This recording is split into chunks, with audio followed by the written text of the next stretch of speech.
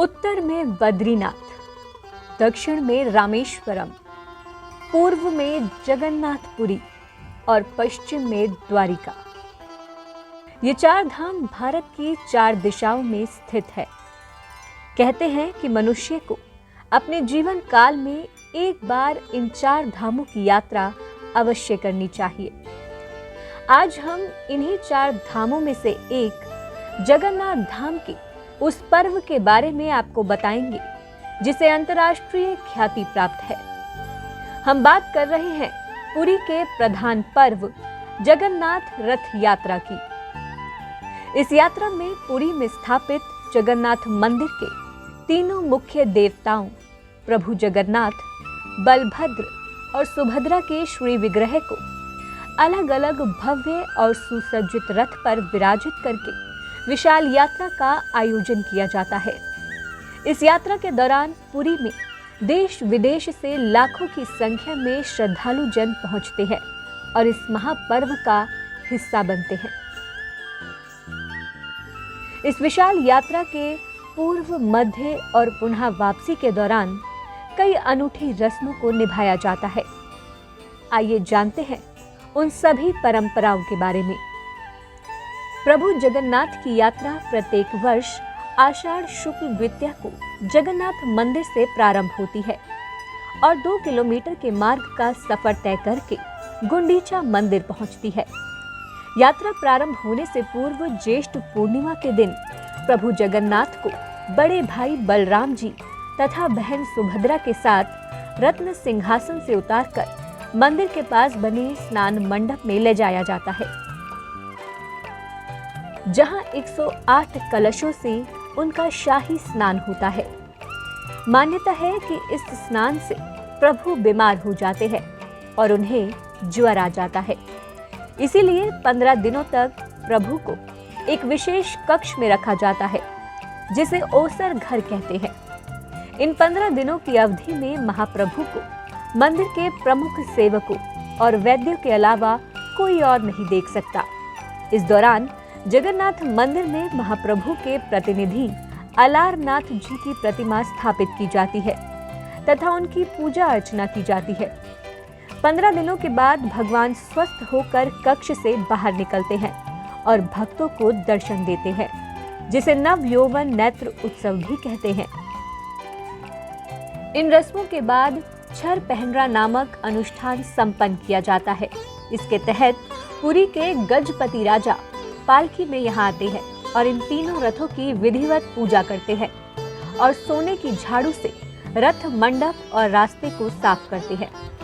इसके बाद आषाढ़ शुक्ल द्वितीया के दिन महाप्रभु जगन्नाथ बड़े भाई बलराम तथा बहन सुभद्रा के साथ बाहर राजमार्ग पर आते हैं और रथ पर विराजमान होकर नगर भ्रमण पर निकलते हैं।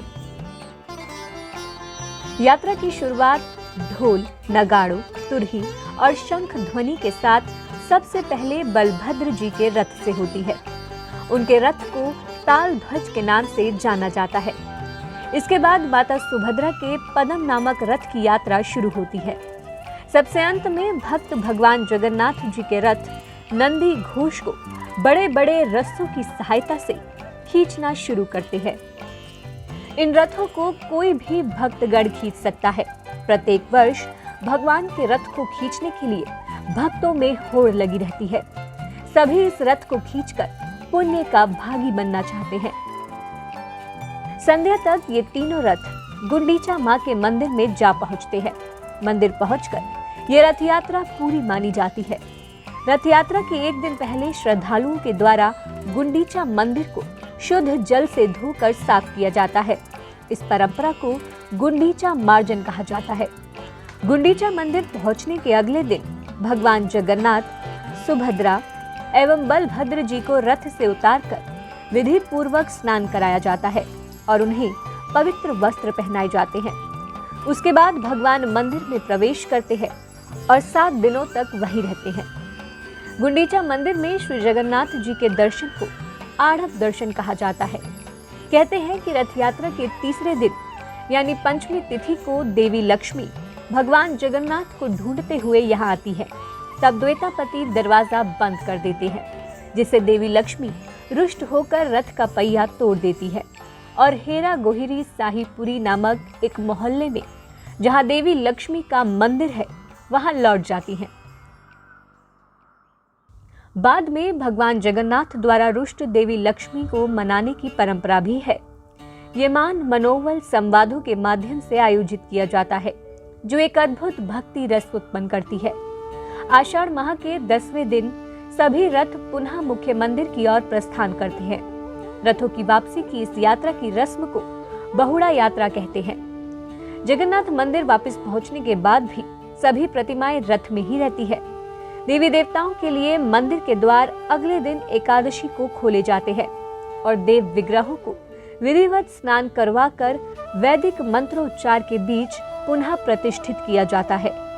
जगन्नाथ रथ यात्रा का आयोजन सिर्फ जगन्नाथपुरी में ही नहीं, बल्कि देश के कई हिस्सों में होता है।